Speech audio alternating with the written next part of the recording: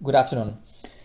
Today we will begin another major unit of this course, namely the topic of series and convergence of series and theorems related to series and many other useful things that can be done with infinite series. This is a very important topic for those of you who may take more advanced mathematics classes later, like partial differential equations, for example, or many other topics that rely on series representations. So good knowledge of some basic topics related to series is important for later. I should point out before we move along with the material that in my opinion, this is not particularly difficult section of the class. It's a major part of the class. It is not really that difficult, though historically speaking, students kind of do not enjoy this part of the material. So I don't want to put a damper on the mood already, but there's kind of a conflict between what I believe about this chapter and what many students believe. And in my opinion, the issue is usually the fact that when you deal with series, there will be a bunch of theorems and definitions, or properties to be more precise, and definitions, properties, and so on, that are not difficult but need to be understood extremely well in order to avoid confusion. So I think this is where the difficulty lies. If you don't put the effort to actually understand each definition of property, things can get not difficult but confusing later. So I want to put this preamble before we move along to approach this with an open mind and make sure you understand every single definition and concept before you actually look at the problems themselves. Once you do that, so once you understand the main definition of property, in fact, most of the problems are very simple and also short, which is a good thing. I mean, you will waste far less time than, for instance, integration problems that you already did. So the first lesson on this chapter is about sequences, which we will use later to define what an infinite series is. That'll be the next section. So a sequence is simply a list of numbers, of real numbers. It's as simple as that, in a definite order. So this list of numbers, what makes it a sequence is that you can clearly identify the position in the list of each element, which is the reason why the notation of these elements in the list is done by indexed variables. So typically you use a letter to identify the sequence, and then you use an index to identify each element in the list. So for instance, you could say A1, A2, A3, ... AN, and so on. So it's an infinite list of real numbers, by the way. So I should say here infinite list to make it a sequence. So that's going to be one sequence. If you want to use a different one in the same problem or in the same argument, then of course you could use a different letter, B1, B2, and so on, Bn, or maybe Bm if you want to avoid to use a different generic index in the sequence. So this is going to be basically another sequence, and obviously A1 is the first element in the sequence, A2 is the second, and so on. Now, often, and pretty much most of the time in this class, these elements are in some sort of a pattern. So you'll see in the beginning of the homework corresponding to this lesson that you are given the first 3, 4, 5 elements in the sequence, and you are required basically to, or asked to figure out the pattern, to basically describe each element in the sequence by a formula. So the pattern, basically, if the elements are in a pattern, then you could basically describe a typical element AN for a given n. I should say here that n in this context is 1, 2, 3, and so on, right? So it takes all positive natural numbers. Sometimes you may prefer for the sequence to start with A0. This is just a matter of notation. It's not a big deal. But if you want to have the index identical to the order of the element in the list, so that, if you want to make A1 to be the first, A2 to be the second, A3 to be the third, then it's typically the case that you start with 1 when you look at the first value of n. But going back to the pattern, so here's an example. So let's say I have a couple of elements in the sequence, 1/3, 1/9, 1/27, and so on. So the question is, if this is A1 and this is A2 and this is A3, could we recognize a pattern so that I can identify, so I can write the generic element AN in the sequence? So you can pause the video for a moment and look at the denominators and see what happens if you go from left to right. So if the first is 3, then is 9, then is 27, take a wild guess and figure out the next one, which will be A4. And assuming that you paused and thought about for a moment, I hope you notice that these are powers of 3. So basically, the first element is 1/3 to the first. Sometimes actually it helps to rewrite these elements to actually emphasize the pattern. The second one is 1/3 squared. The third one is 1/3 third. Obviously, the fourth one will be 1/3 to the power 4, which is 81. So then we can conclude that the general formula for the sequence will be AN equals 1/3 to the n. This is how we identify sequences in general that are recognizable via this pattern. And you will see lots of notations in analysis books. The one that I'm going to use most often is AN 1/3 to the n, and then I'm going to mention n that goes from 1, 2, 3, and so on. Or I might not even skip this if it's clear from the context. If it's clear that n goes from 1, 2, 3, and so on, then I'll just identify the sequence by its generic element. In some books, you have a slightly fancier notation. So for example, you could have another notation like this, 1/3 to the n, between braces like this, with n greater than or equal to 1. This is because we want to differentiate between the sequence, and this would be basically a shortcut notation for the entire list of elements, as opposed to the generic element in the sequence, which is 1/3 to the n. But this is basically a little semantic stuff, not really important for our class. I just want to point out that you will see these types of notations in many books. It's just to identify the full sequence as opposed to one element in the sequence. So here's another example in which you alternate the sign of the elements. For instance, and it's going to be a little bit more difficult to figure out the pattern, but let me show you how you go about it. So let's say the first element is 1/2, then it's going to be minus 1/4, 1/6, minus 1/8, 1/10, and so on. So 1/2 here. So the way we recognize the pattern, so 2, 4, 6, 8, 10. So the denominators, let's ignore the plus and minus for a moment. If we look at the pattern of the denominators, 2, 4, 6, 8, 10, these are all the even numbers. So the way to actually to go through all the even numbers in a generic format, when you write down the generic element of the sequence, is to write basically 2n, again with n going from 1, 2, 3, and so on. These will be all even numbers, because if we multiply by 2 all the natural numbers, then of course you're going to end up with 2, 4, 6, and so on.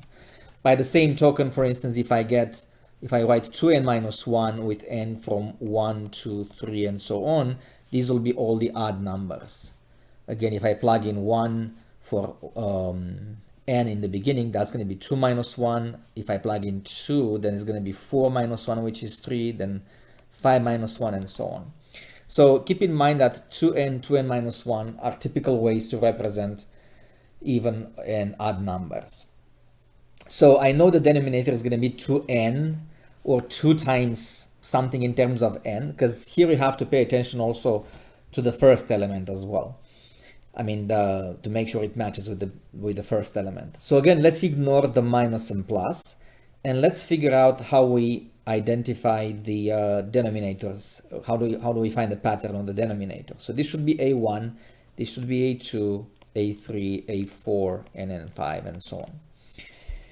So the thing is, you need to look at the relationship between the index and the element that gives you the pattern, right? So if the index is 3, then the denominator is 6. If the index is 2, the denominator is 4, and so on.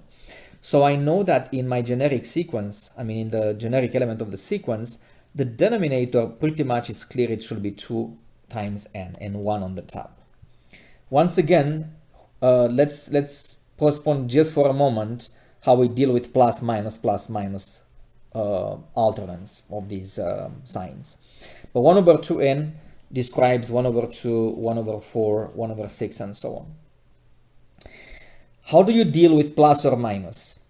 Well, the way to do that is simply to write minus 1 to the n or minus 1 to the n plus 1 or something similar. Typically minus 1 to the n or minus 1 to the n plus 1 will do in most cases like this. This is what gives you the alternance of signs. And again, to really understand why that's the case, it's important to plug in mentally or on paper what happens if I replace n with 1, 2, 3, 4, and so on.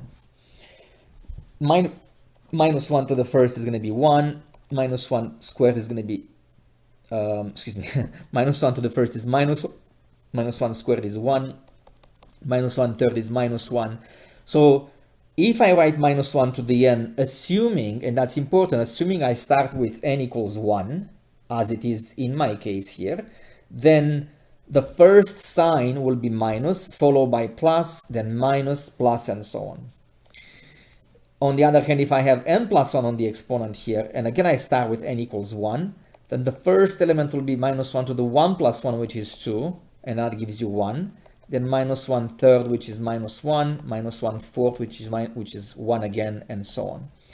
So whether you choose minus 1 to the n or minus 1 to the n plus 1 depends on whether you start with plus or minus, and also depending on whether you start with n equals 1 or with other value, because if you start with 0, it's going to be the other way around.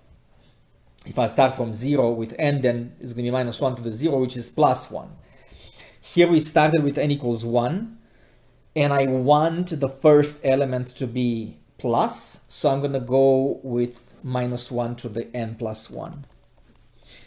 Now, until you get used to this type of exercise, it's very important to just double check. It's very, very easy to double check.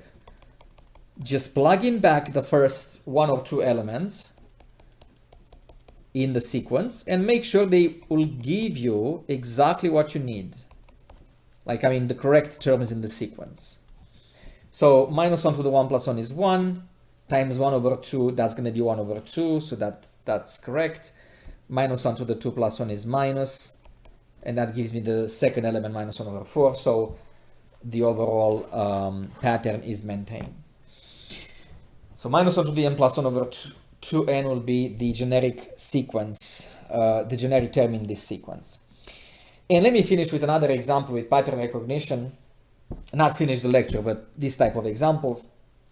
Sometimes things can be even trickier, and here you have to really have patience and look carefully how the pattern goes with the index of the sequence. So let's say you have the elements 4, minus 1, 1 over 4, minus 1 over 16, 1 over 64, and so on. So what is the pattern in this case?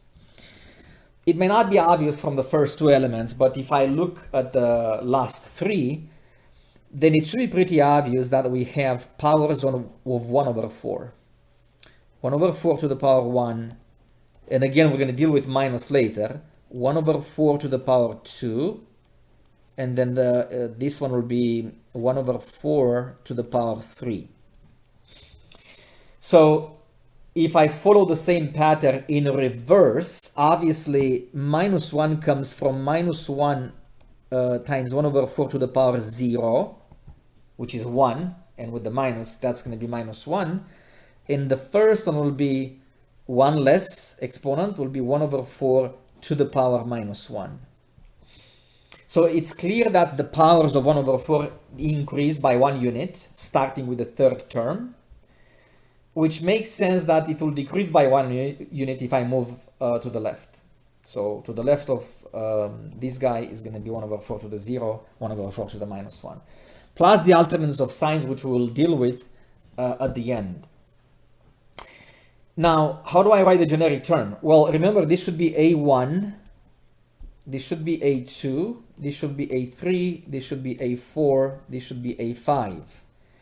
And without making too much of a mess, notice the relationship between the exponent of 1 over 4 and the power of 1 over 4. And the index of the element in the sequence. So the index of A in relationship to the power of 1 over 4. So look at the relationship between these. And notice that the exponent of 1 over 4 is 2 units less than the index of A, right? Than the order of the element again. Right, so if n equals 1, if I take out 2 units, I get minus 1. If n is 2, if I take out 2 units, that's going to be 0. If n is 3, I take 2 units out, that's going to be 1, and so on. So clearly, an, let's write the generic term here, is going to be 1 over 4. Leave room for the minus alternative here. So 1 over 4 to the power n minus 2, with n again from 1, 2, 3, and so on. And now let's deal with the alternates of sign. Is it minus 1 to the n or minus 1 to the n plus 1? Well, because the first sign is going to be plus, then it should be minus 1 to the n plus 1. And that's the generic term. The alternative of signs can be given in a different way. This thing is not unique. You may also see, for instance, an equals minus 1 to the n minus 1, 1 over 4, n minus 2, or something like that. The idea is that all that matters here with minus 1 to the n plus 1, n minus 1, whatever, is to cycle through even and odds exponents in the correct succession. So that, you know, you have plus, minus, plus, minus, plus, minus, if that's what you need, or minus, plus, minus, plus, minus, plus, if, again, that's what you need. You don't have to spend too much time being too fancy on this, just to point out that the dealing with the alternates of signs is not exactly unique, although it's customary to basically be consistent and just use n or n plus 1, depending on the case.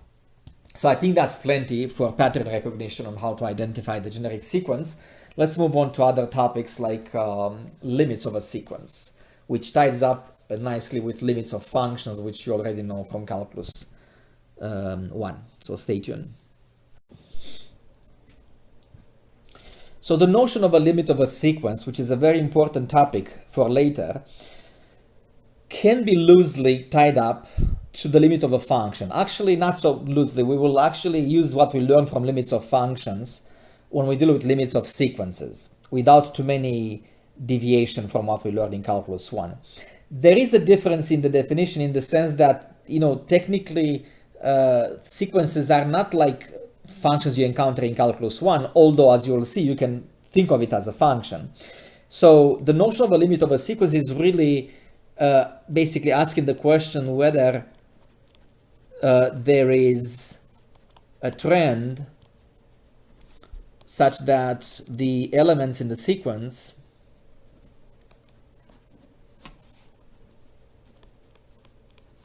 approach a specific value, which will be called a limit later. But let me illustrate with a quick example. So let's say you have a sequence which is given by the generic term 1 over n, with n as usual from 1, 2, 3, and so on.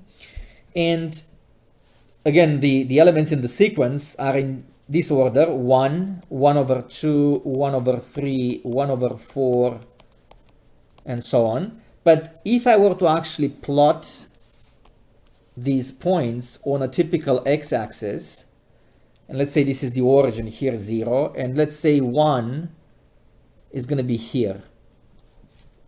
So the first element in the sequence is over here. This is a1. The next element in the sequence is going to be 1 over 2. This will be a2. The next one will be 1/3, so it's going to be maybe here, 1/3, and this is a3. 1 over 4, maybe it's even closer like that. This is going to be a4. So the idea is that if we continue to plot these elements in the sequence on their normal position on the x-axis, these elements in the sequence keep on accumulating very closer and closer to 0. So I can tell you already intuitively that the limit of this sequence is going to be 0.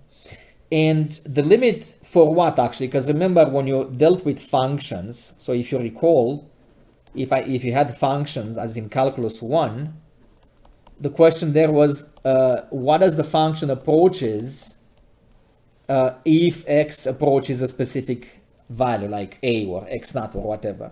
And that will be the limit, right? I mean, the value of the function, excuse me, the value toward which the function approaches if x approaches a specific number. In the language of sequence, because you're looking at the trend of the sequence as you keep on going with the elements in the sequence, that is to say, if you keep on going to elements of higher and higher index, then the limit in the sequence can only be asked as if n goes to infinity. So the notation is very similar. It's really the same as in the case of functions, but the only thing that makes sense in terms of limits of sequences is to ask what is the limit as n goes to infinity for a sequence. It doesn't make sense to have n approach any other number because these are not technically functions in the traditional sense that we learned in calculus 1. We're only asking whether the elements in the sequence accumulate toward the value or not. And if that's the case, then of course we call that sequence convergent. So if the sequence has a limit and is finite, then we say it is convergent. So in my example above here, we just concluded intuitively that the limit as n goes to infinity of 1 over n is obviously 0. 1 over n approaches 0. Now, if you really want to write everything or to think everything in terms of limits of functions, we could basically do just that. I mean, we could think of, we could define the limit of a sequence. So let's actually define a function. So suppose f of n is equal to a n. So a function basically defined on natural numbers so that the value n, the value of the function is just the element of the sequence itself. So basically f of n is equal to 1 over n in my previous example. So we can simply say that the limit as n goes to infinity of a n is equal to L if the limit as n goes to infinity of this as a function of n is equal to L. So basically you look at the function that basically is associated with the generic term given by the sequence itself. So here's another quick example before we move on to another page. If I have, let's say, an equals, let's take another example, 1 over 2 to the n, basically, right? So this sequence will be of the powers of 2, right? So 1 over 2, 1 over 2 squared, and so on. So to figure out what the limit of as n goes to infinity of 1 over 2 to the n is the same thing as asking what is the limit as x goes to infinity of 1 over 2 to the x if you look at 1 over 2 to the x as a function.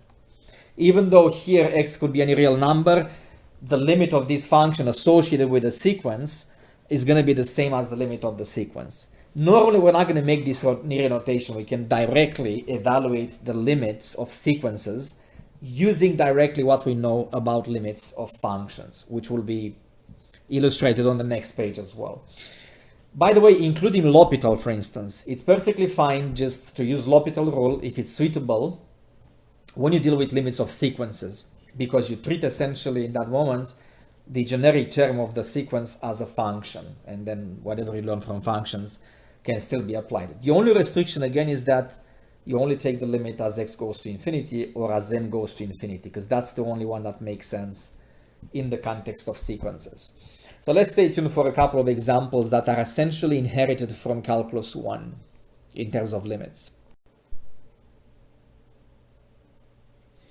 All right, so without further ado, let's go over a couple of limits of sequences and try to answer the questions basically by analyzing the limits as you would do with functions.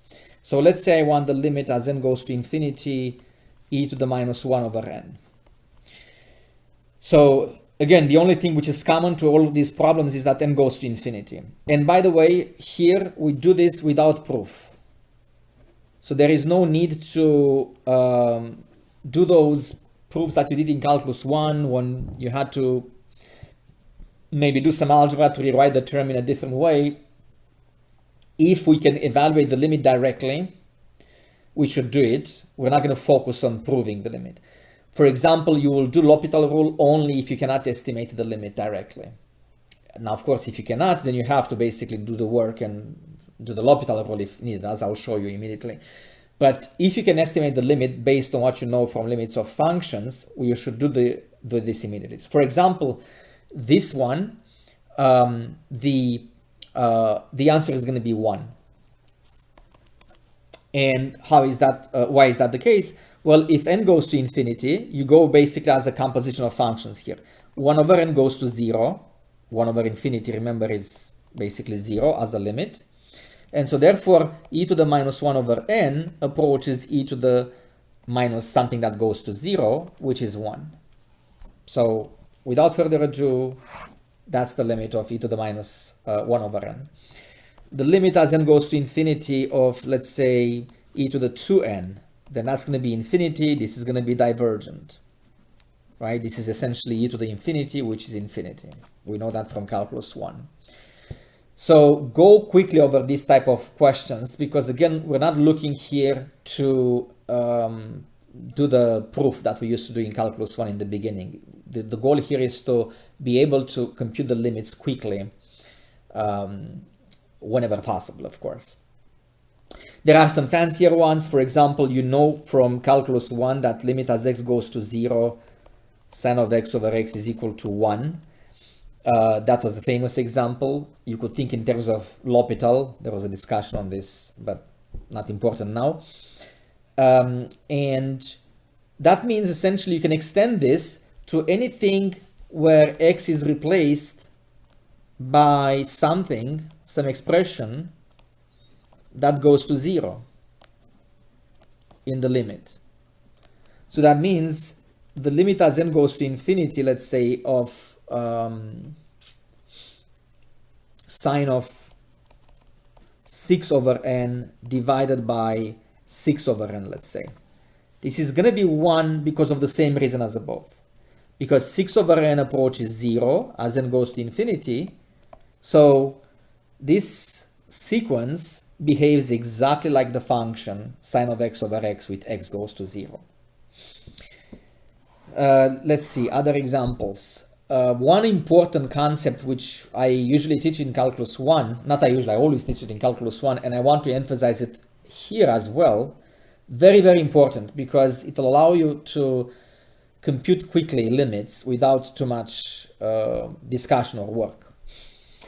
If n goes to infinity, I'm going to use basically some sort of colloquial language here, but if n goes to infinity, the exponential beats the polynomial, which in turn beats the logarithm.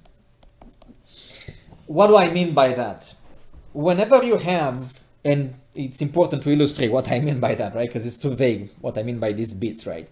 Whenever you have a limit that has a ratio of these types of quantities, exponential versus polynomial versus logarithm. So let's say, for example, you have a polynomial on the top, 5n third plus n plus 1, divided by an exponential function.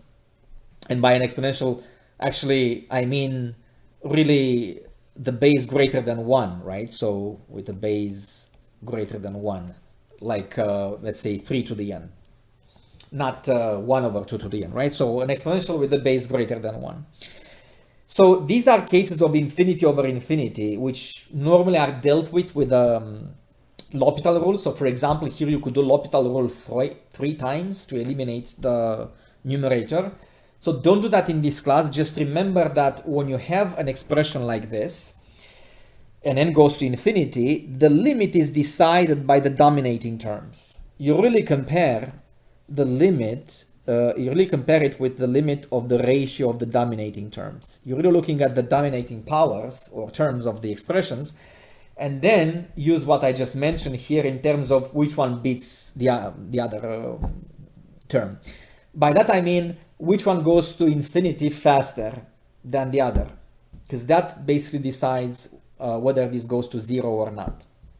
Because I have a polynomial on the top and an exponential on the bottom, both go to infinity, but the exponential goes to infinity much faster. So therefore this is going to be eventually equal to 0. So by the same token, if I had, for example, limit as n goes to infinity with, let's say, a polynomial on the top, let's say 3n squared plus 1, and then on the bottom I have natural log of n, the natural log goes to infinity much slower than the polynomial. So then this will be infinity. You're really comparing, again, the dominating term n squared with natural log of n. If you're not sure, you could do L'Hopital, but it shouldn't be necessary. And in fact, let's do L'Hopital once, right? So if I differentiate the top, that's going to be 6n. Differentiate the bottom, that's 1 over n. Simplify, so that goes to infinity, obviously. So it's no longer infinity over infinity. But overall, in cases like this, you're really looking at the dominating terms and compare them. We can write this as a property if you want. Let's say the question is to find the limit of the ratio of two polynomials. Basically, let's say the first polynomial is of degree k, a1 n to the k plus a2 n to the k minus 1, and so on, all the way. Well, I don't even care less. I didn't want to. I should have written. Well, I guess let's say, let's see.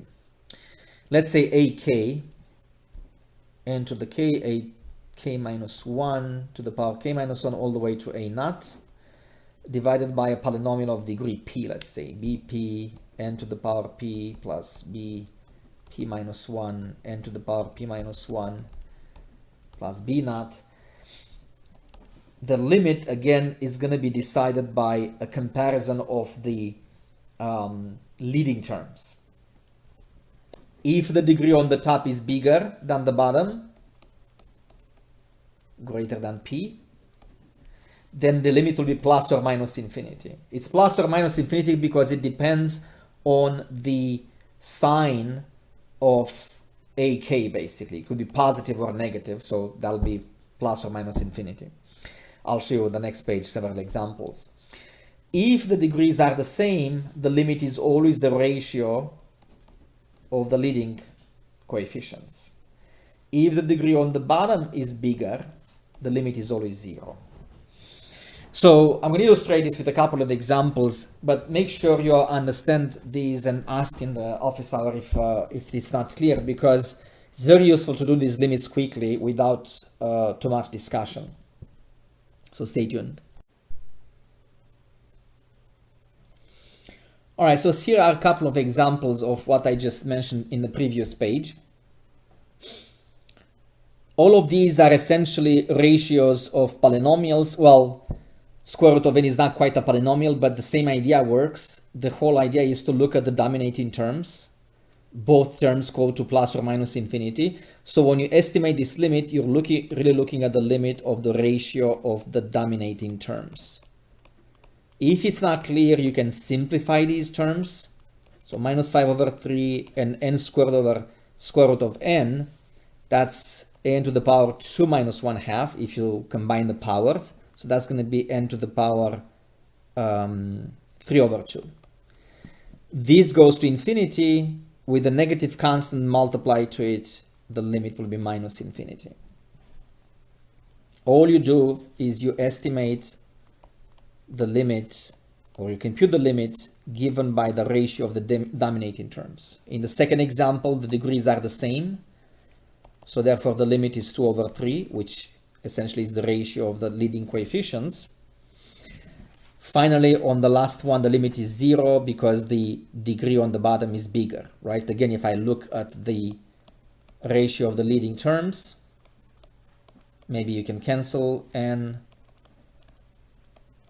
That's going to be minus 1 over 3n. It's minus 1 to the over infinity, which is 0 as a limit. So with that being said, there are a couple of other things. There's lots of little things to go over before we delve into the topic of series. Some series are given in terms of what we call factorials. So if you're not familiar with the notation, factorials are simply shortcuts for products of consecutive terms. So if n is a natural number, by definition, n factorial, which is denoted by n followed by an exclamation point, is a shortcut for 1 times 2 times 3 all the way up to n. And by convention, or by definition, we take 0 factorial to be equal to 1. The reason for that is because some formulas work, so that we have some agreement with some formulas and properties. So by definition, 0 factorial is 1, and in general, for any other natural number greater than or equal to 1, n factorial is the product of all consecutive numbers up to n. We will deal with this quite often later, but for now I want to focus on one typical simplification that may appear whenever you have factorials divided by other factorials. So, for example, let's say I have 8 factorial divided by 6 factorial. You have to understand that this is a notation for a full product, and don't be tempted to simplify 8 with 6. So there's a common mistake sometimes. People say they'll write this down, but they will cancel 8 and 6 and say, okay, this is 4 and this is 3 as I divided by 2. Okay, so that's not correct, right? It's 8 factorial is not 8 by itself. So let's write it again. 8 factorial is just a shortcut for all numbers multiplied, natural numbers multiplied all the way from 1 to 8. And same thing for 6 factorial. Nevertheless, get used to actually simplify the factorials in a more efficient manner than just expanding each factorial. Notice that the smaller factorial is always included in the bigger factorial, right? I mean, if 8 factorial means all numbers up to 8, stands the reason it contains all numbers up to 6. So the smaller factorial disappears completely via simplification, and you're left only with the remaining factors in the bigger factorial. The idea is to be able to go directly from this notation, from the left side to the right side, without expanding this. So here's another example. Let's say I have 50 factorial over 48 factorial. You don't want to write 1 times 2 times 3 all the way up to 50 on the top and 1, 2, 3 all the way up to 48 on the bottom. You just need to remember that the smaller factorial disappears completely, And on the top factorial, you are left with the remaining terms after 48. So that's 49 times 50. So 49 times 50 over 1, which is, let's see, 9 times 5, 45, 20, 2,440. So here's another quick example. Let's say you have to simplify 7 factorial over 3 factorial. Obviously 3 factorial goes away, and on the top I'm left with 4, 5, 6 times 7. Here you can also use the calculator if it's not easy to compute the remaining terms. So 20 times 42, 840. Moreover, sometimes these factorials can be parts of sequences. So here's an example. Let's say I want to find the limit as n goes to infinity. Let's make it not that trivial. Let's say I want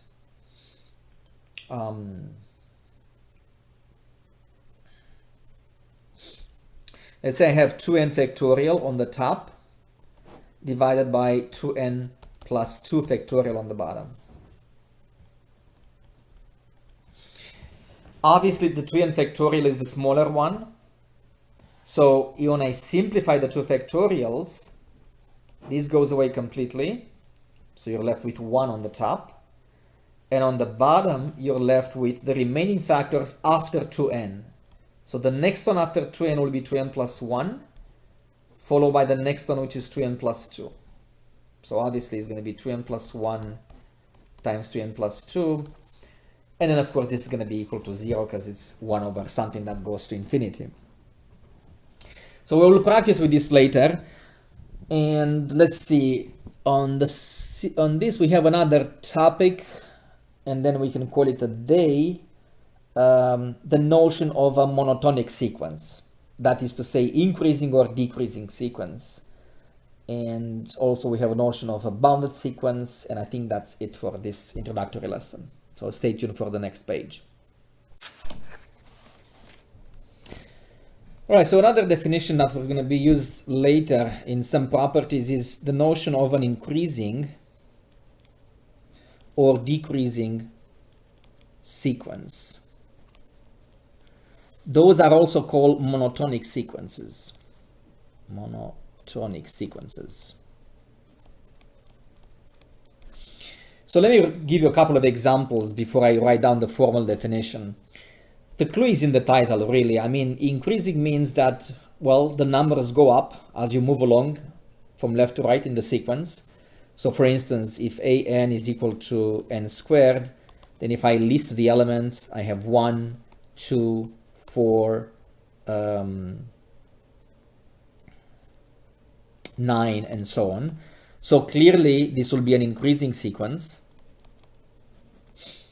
What if I have, for example, bn equals another sequence, let's say 1 over 3n minus 1.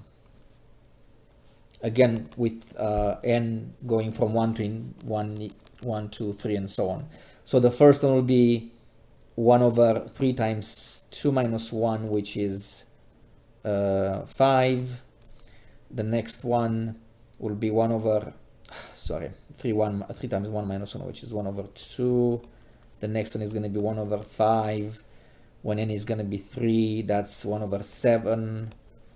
3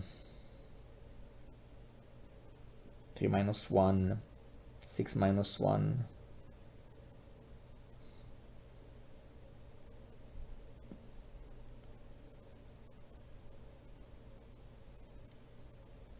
Oh, 8, I'm sorry. What am I? I was looking at the wrong. So 1 over 8 goes by 3 and 3, right? So then next one is going to be 1 over 11 and so on. But anyway, clearly the elements are getting smaller and smaller. So this will be a decreasing sequence. All right.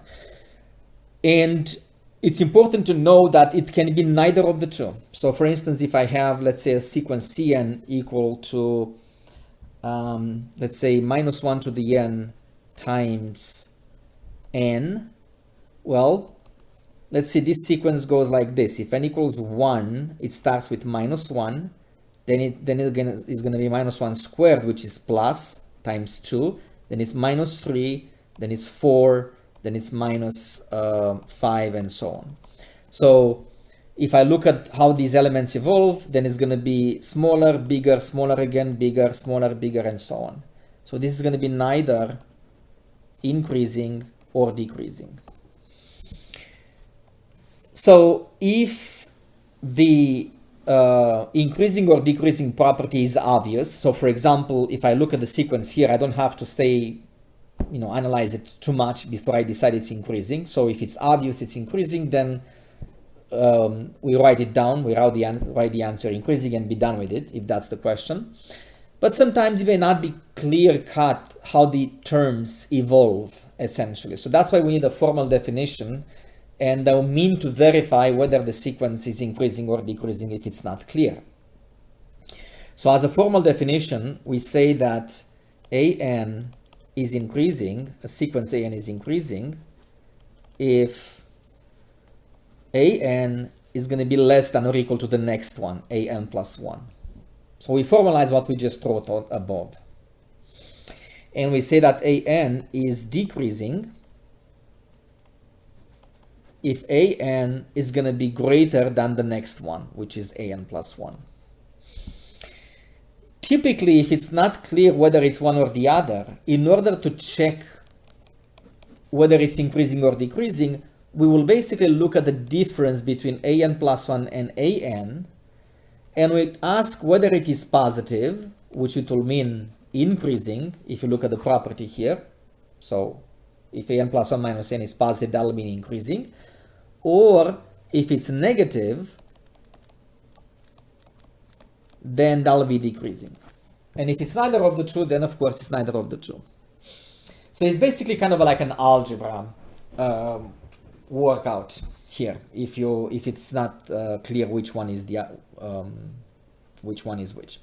So here's an example. Let's say we have a sequence an given by n minus 3 over n plus 1, and I'm going to look at the difference between an plus 1 minus an to figure out if it's increasing or decreasing. Here's a portion when you guys have to be careful here. When we plug in n plus 1 for n, we do that like composition of functions. So if we have a formula for an, and we need to produce an plus 1, we replace n with n plus 1 everywhere in the sequence. So it's going to be n plus 1 minus 3, n plus 1 plus 1. So you got to make that substitution carefully so you don't make a mistake. And then minus an, which is of course n minus 3 over n plus 1. Then we're going to clean up a little bit the terms here. So n plus 1 minus 3 is n minus 2 over n plus 2.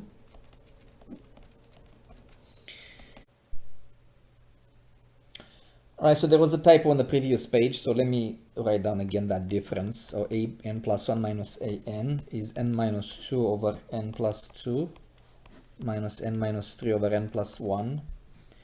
And again, if you write the common denominator, n minus 2 is multiplied by n plus 1 minus n minus 3 times n plus 2 over n plus 2 times n plus 1.